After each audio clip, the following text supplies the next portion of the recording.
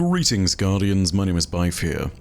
So when talking about the King's Fall raid, we need to talk about what is both the entrance to the raid and the lower echelons of Oryx's elite forces. We need to talk about the Court of Oryx. Whilst it doesn't actually make a prominent appearance in the King's Fall raid, it is an important part to the victory we obtained within the raid, because the victory there was built very much off of the back of the work that we did to sunder that court.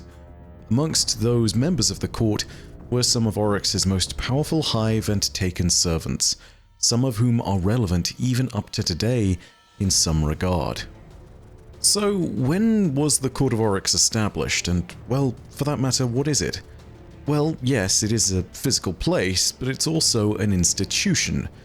It was established shortly after the birth of the hive proper, during the period of 20,000 years of war conducted between the hive swarms after they had conquered and left their original homeworld of Fundament. Or, well, what was believed to be their original homeworld. It's speculated their planet might have crashed into it. Long story, watch Dynasty for the full version of it. This time of battle was conducted so that the hive might grow strong together. It is recorded in the Books of Sorrow. That passage reads as follows. Now, in this time of diaspora, there was a war between Aurix and Savathun and Xivu-Arath. Brother Aurix, said Savathun, do not forgive my betrayal. Instead, take vengeance upon me for what I did at the Dry Moon. And Aurix made war on her in worship of the deep. Between them stood Xivu-Arath, saying, stop, or I will kill you. War is mine, and I am strongest. This was how they worshipped. For 20,000 years they fought across the moons, and they fought in the abyssal plains and lightning palaces of each other's sword spaces, and they killed each other again and again, so that they could practice death. Such was their love. At last, the many moons came to the many worlds, and it was time to go to war on life. Aurix said, I shall establish a court, and whoever comes into this court may challenge me. My court will be the High War. It will be a killing ground and a school of the sword logic we have learned from our gods. Savathun thought this was a great idea. She made a court called the High Coven.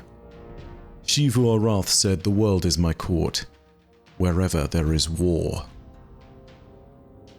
The High War would evolve into a mechanism of greater power as Oryx changed the rules of the Hive.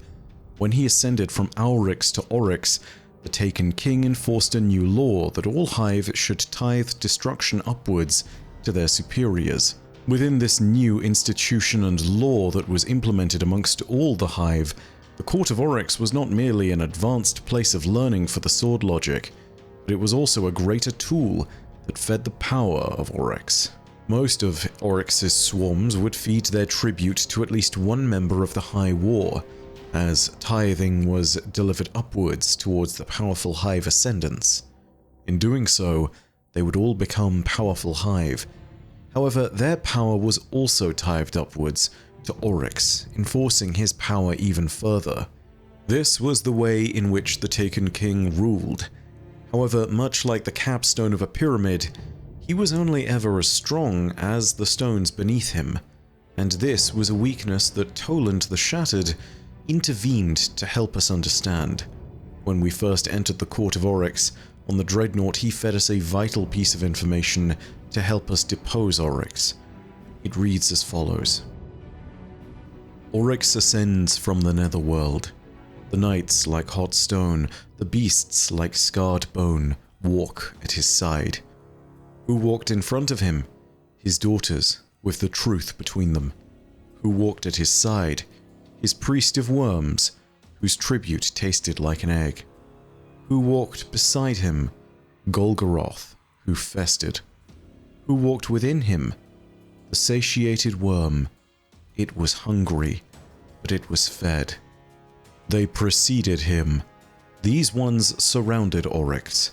They were beings who know no rest or doubt, who eat nor shed any flesh, who drink no clear poison, who take away the weakness from the weak, whose violence is tithed to Oryx, so that he may devour without being devoured. At the end of this strange note, Toland left a personal translation for us in this moment, which reads, "Are you following this? Would it help if I etched a few notes on the margins?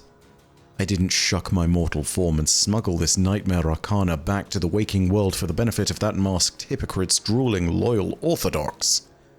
Whoever finds this, I hope you're sharp. I hope you read closely. Oryx depends on his court. Oryx depends on his shrines. Do you see why? Punish that dependence."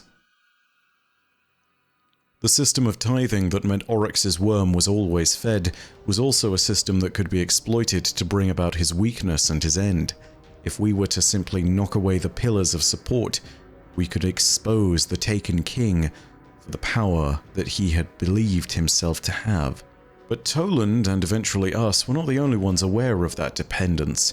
The Taken King knew exactly the way that he had empowered himself to new heights, but also the way that he had invested that power into himself in a manner that was, ultimately, not invincible. If one was to conquer it, they could conquer him. He says as much in the penultimate entry of the Books of Sorrows, found in the calcified fragment 50, Worm Food. It reads thus: "What will happen if I die? It suits me to consider this, for I am a great ally of death. My daughters study the quiddity of death, my son practices the inhabitation of death, and my great work is, in Ultima, to become synonymous with death, to die and in that dying live, so that if the universe comes to nothing, then I will be a part of that nothing. Far better to have a savage universe with a happy end than a happy universe with no hope. I have died many times, but these deaths were only temporary. If my echoes are killed, and I am killed in the material worlds, then I will be driven back to my throne, the Dreadnought. If my court and my throne can be beaten, if I am confronted in my throne, if I am defeated there, then I will die. My work will end. This is the pact to which I am bound, in particular by my study of the Tablets of Ruin and by my use of the power of the deep. When I call upon that power, I put myself up as the stakes in a wager. I gamble with my soul. For I am saying, listen, my gods, I am the mightiest thing there is, and I prove it thus. Lately I have realized how much I depend on Crota and my daughters, and even upon my court. If I lost them, my outlays would exceed my intakes. My tribute would not be enough to feed my worm. But this is proper, for if I lost them, it would be because they were not mighty enough, and then I would be a bad father, a bad king. I must test them, and fight with them, to keep them strong. This is my geis. I will go on forever. I will understand everything. There is only one path, and that is the path that you make, but you can make more than one path. Break your cell's bars. Make a new shape. Make the shape from its path. Find your cell's bars. Break out of the bars. Find the shape. Make the shape from its path. Eat the light. Eat the path. If I fail, let me be worm food." Thus, the Court of Oryx was one of our most important conquests back in the days of the Taken King's rise to power. We would periodically return to the Court of Oryx and would bring our wrath to its attention, showing the champions of the High War what we knew of destruction. There were 9 challenges presented by the court. We would summon these challenges by the use of different hive runes, be they reciprocal, stolen, or antiquated. Only the greater antiquated runes could summon the greatest challengers of the court, and only by showing sufficient strength against the others in its lower ranks could one present a worthy challenge to those opponents. The 9 challenges of the court were as follows. The Wizard Triad, Alzokdal, Gornokdal, and Zyrokdal. Their mastery of death was the basis of their coven of 3.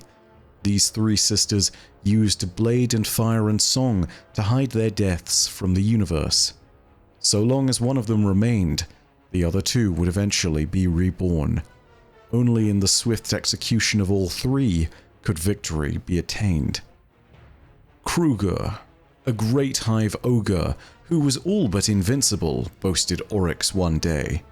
Of course, this was not true, for his might could be staggered by a curse that he held, and Oryx knew this.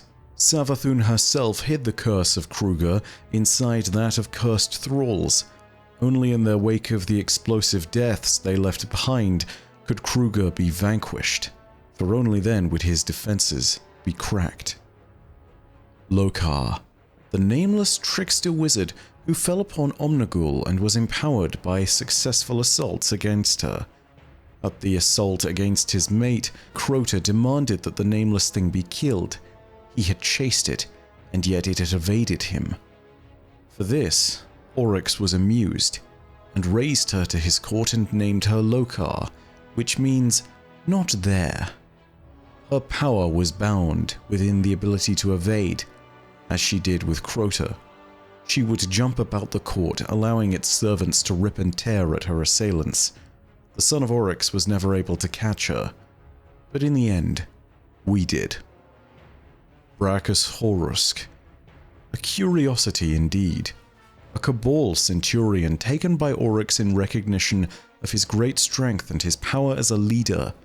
On the battlefields of old, he inspired leadership and courage amongst his Cabal allies, but within Oryx's court, he stood as a lesson in the power of one's armies and minions, and had been shown the final shape in the act of taking.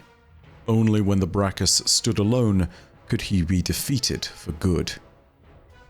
Vorlog, the general and pragmatist whose strength was that of both a knight and a wizard. He would approach the battle with more defenses in the form of shields than that of a typical knight. Thus, a fight against Vorlog was potentially harder, but nonetheless more predictable for those with the power to break through those defenses. Beyond this, he seems much as he was to Oryx, nothing special. Mengor and Kraudug, however, are of note, the Dyad Knights. Mengor and Kraudug stood together with many champion challenges made towards them, and together they defeated many assailants across the crusades of the Hive. These two pulled down the Giftmast together and combined their might and power. They tithed both sides of their blades to each other and found strength in union. But they did not tithe to Oryx, and punishment had to be doled out for those that would disregard the law of the taken king. For these two, a punishment of 3 was made. One of them would be taken, and would be shown the perfect final shape, and would be armed with fire. The other would be forever the learned one, the one who had to sit as the understudy, who would be armed with sword and would tithe both sides of his blade to Oryx in penance for the sins of the brothers, keeping him weakened forever. Finally, Oryx decreed that they would have great power in separation, but companionship would be their ruin. Thus, the Dyad Knights could only die if they fought at each other's sides once more. Finally, amongst the greatest challengers of the court, there were 3. The first of these was Kargor, a taken wizard. When Oryx established his court, he spoke to his worm and it showed him the final shape of joy. It's implied that this shape of joy was a wizard known as Kargor, whose joy was the joy of rule, whose sport was that of mastery and dominion. Kargor compelled the loyalty of a servile ogre within which her death was hidden. Only she could command this flesh, and to destroy her we would need to defeat it first. Then there was Thalnok, the fanatic of Crota. In every way, Thalnok mantled the son of Oryx, and expected to be a creature of immeasurable power thanks to this. However, this was not to be.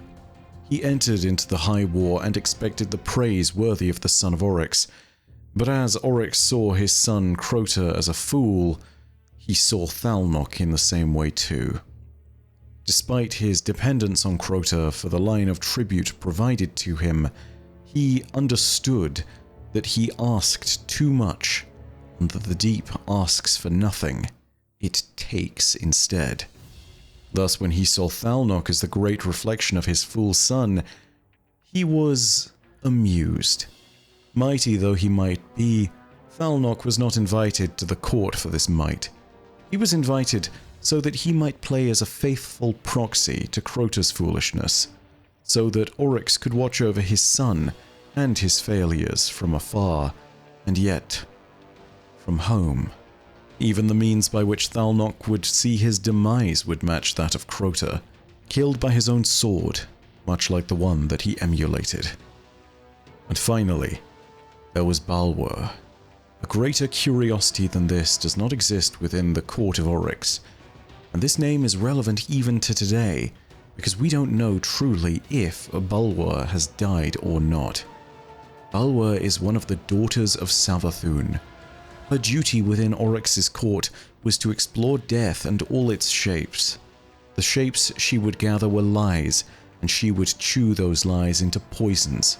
She would split the shadow from the flame and death from the dying. Those poisons would spread across the court in her presence, and only with the proper mastery of her own implements made for the purposes of the court in its long crusades could she be defeated. The acolytes of Balwar were the only thing that could dispel those poisons, those lies from the truth. These 9 challengers would present themselves within the High War, and would eventually all be thwarted by the Guardians. This was more than simply some distraction, though. It had to be accomplished. For not only did it clear the way to the heart of the Dreadnought, but it left the greatest servants of Oryx exposed and ready to be struck down. If we should challenge the War Priest, destroy Golgoroth and silence his daughters, the Taken King would have no choice but to face us. There, before his doxology, we would make our final, surest arguments. Face us he did. Hear us he did. And without the support of those amongst his court, he was found wanting. That's all from me for today. Thank you very much for watching. If you enjoyed the video, go ahead and leave a like, and if you have your own thoughts, go ahead and leave them down below in the comments section. Here's a question.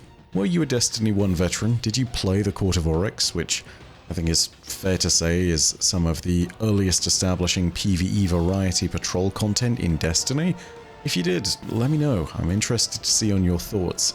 We had things in Destiny 1 quite like this, such as the Court of Oryx and Archon's Forge, and it's always interesting to hear people's take on this, because some people really loved this kind of content, and other people just weren't that enthused. I'd love to hear what you guys have to say about it. Of course, also know that if you want more Destiny content, you can hit subscribe, and the bell next to subscribe to turn on those email notifications. But as per usual, know that your viewership is quite enough for me, and that in the meantime, my name is Byf. Per Audacia ad Astra. I'll see you, Starside.